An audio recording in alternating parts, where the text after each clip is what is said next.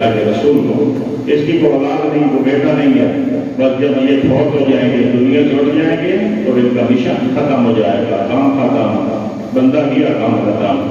تو اللہ نے کہا نہیں، یہ کام ختم ہونے والا نہیں ہے، یہ مشن باقی رہنے والا ہے، اور باقی کس کے ذریعے رہے گا؟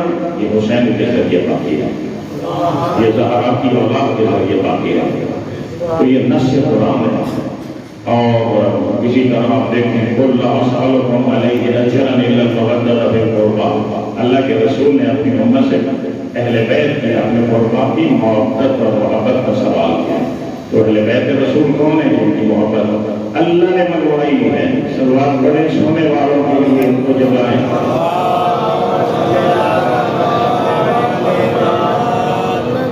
تو محبت کا تقاضا، محبت اہل بیت کس کی محبت مانگی ہے؟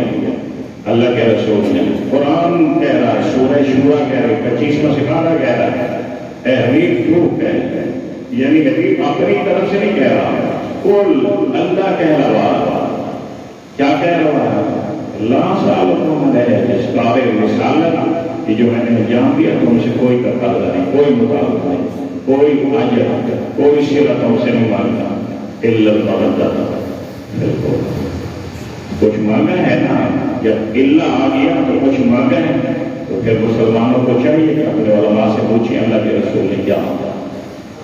نئی ذمہ داری بنتی، ہر مسلمان کی ذمہ داری بنتی ہے اپنے عالم سے پوچھیں، اپنے مسلک اپنے مکتب کے عالم سے پوچھیں کہ جب اللہ کے حکم پر اللہ کا رسول امت سے کوئی چیز مانگ رہا ہے تو وہ کیا مانگ رہا ہے، ہمیں بتائیں تاکہ ہم اس پر عمل کر سکیں۔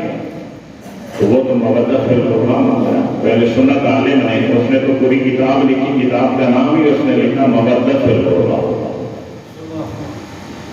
نام کتاب کا مودۃ القربیٰ، کتاب کا نام ہی سنی عالم نے لکھا مودۃ القربیٰ۔ تو کیوں نہیں ہمارے اہل سنت بھائی وہ اہل بیت علیہ السلام کی محبت کے قائل ہیں، وہ جس حد تک ہیں تو اپریشیٹ کرنا چاہیے، کتابیں لکھی ہوئی ہیں۔ ہاں تو مولانا طارق جمیل صاحب پھر ہمارے تصویر نمبر سے کوئی چیز جائے گی تو پھر ان کو تیر لگیں گے، تلواریں لگیں گے، دیکھو جی شیعہ اس کی تعریف کر رہا تو گلدستہ ہے اہل بیت، کس نے لکھی ہے؟ گلدستہ ہے۔ مولانا طارق جمیل جب سے انہوں نے یہ کام کیا ہے، اہل بیت کے بغیر بیان کرنا شروع کیے ہیں، امت کا ایک طبقہ مخالف بگڑ گیا، نکل گیا، سارے خدا تمہیں ہدایت دے، ہم تو تمہاری ہدایت کی دعا کرتے ہیں۔ اور واقعہ وہ بھی انہوں نے بھی صحیح کہا، میں نے بڑی تبلیغ کی، اچھا کام کیا، توحید کا درس دیا، پوری دنیا میں گئے، اچھا کام کیا، مبلغ بن کے گئے، لوگوں کو کلمہ پڑھایا، درس توحید دیا، دین کی طرف راغب کیا، مگر آخر عمر میں انہوں نے ایک بات کہی، کہا کہ وہ کام میں نے کیا، اچھا کیا، لیکن ایک کمی رہ گئی۔ کیا کمی رہ گئی؟ کہتے ہیں بہت کمی رہ گئی۔ میں ساری زندگی تبلیغ کرتا رہا مگر اللہ کے رسول کے گھرانے اہل بیت پیغمبر کا جو مقام تھا، جو ان کی عظمت تھی، جو ان کی شان تھی، وہ میں لوگوں کو نہیں بتا سکتا۔ اب میں چاہتا ہوں باقی زندگی اسی میں گزاروں، اور جب انہوں نے کہا باقی زندگی میں نے اہل بیت میں گزار دی، اس دن سے وہ طبقوں نے ان کو نکال دیا، اب تمہارا داخلہ ادھر ہمارے ہاں بند ہے، تم نہیں آ سکتے، اس لیے تم اہل بیت کے اللہ کبھی خدا نے قدوس سے دعا کرنی چاہیے کہ خالق کائنات مسلمانوں کو توفیق عطا فرمائے۔ شیعوں کی ضد نہیں، حالانکہ ہمیں تو ہمارے مسلمان بھائیوں سے کوئی ضد نہیں ہے، ہمارے بھائی ہیں، آیت اللہ سے غریب اور نائٹ میں دلیل اسلامی میں ان کے فتاوی موجود ہے، ان کی رہنمائی موجود ہے، ہمارے مسلمان بھائی ہمارے بھائی ہیں، ہماری جان ہے۔ ہم تو ہمیشہ محبت کا پیغام دیتے ہیں، وحدت کا پیغام دیتے ہیں، امت کو ایک پلیٹ فارم پہ لانے کا پیغام دیتے ہیں۔ اور آپ نے دیکھ بھی لیا کہ یہ شہادت اور سید ادا کی مظلومانہ شہادت، جگہ نہیں دیا پوری دنیا کو، دلا نہیں دیا پوری دنیا کو۔ ہاں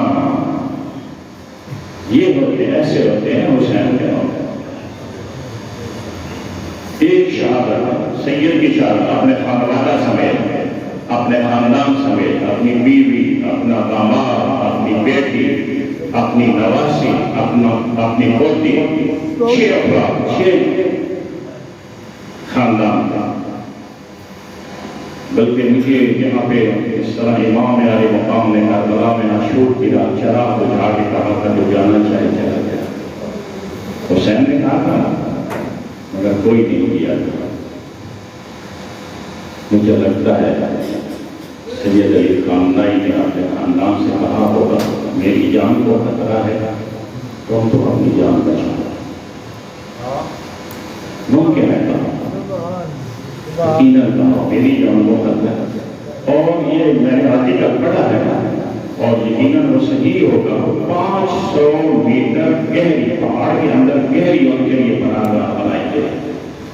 سید علی خامنہئی کی کہتے ہیں اتنی بڑی عظیم شخصیت کی ان کی سپورٹی جو ہمیں نہیں کی گئی، ان کو محفوظ تو نہیں رکھا گیا، ان کے اوپر اڈا 500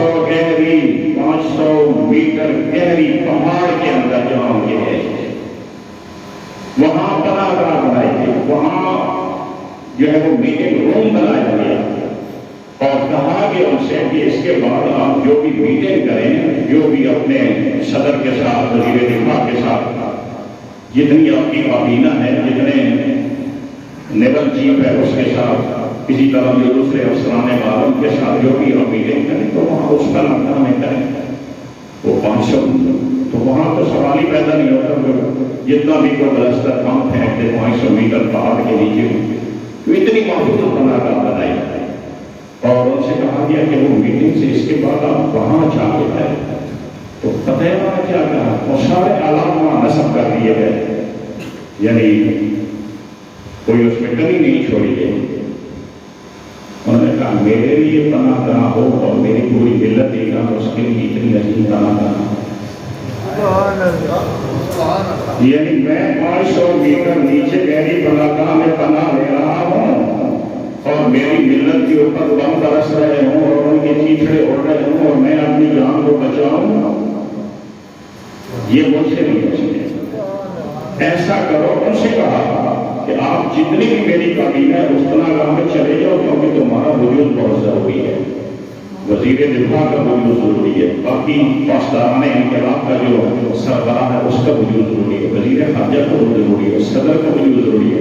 تو میں ایسا کروں سب تم وہاں بیٹھا کرو اور وہ اسی کے ذریعے دیں کے ذریعے میں یہاں ہوں گا میرے ساتھ. ایک میٹنگ انہوں نے کی بھی صحیح ہے،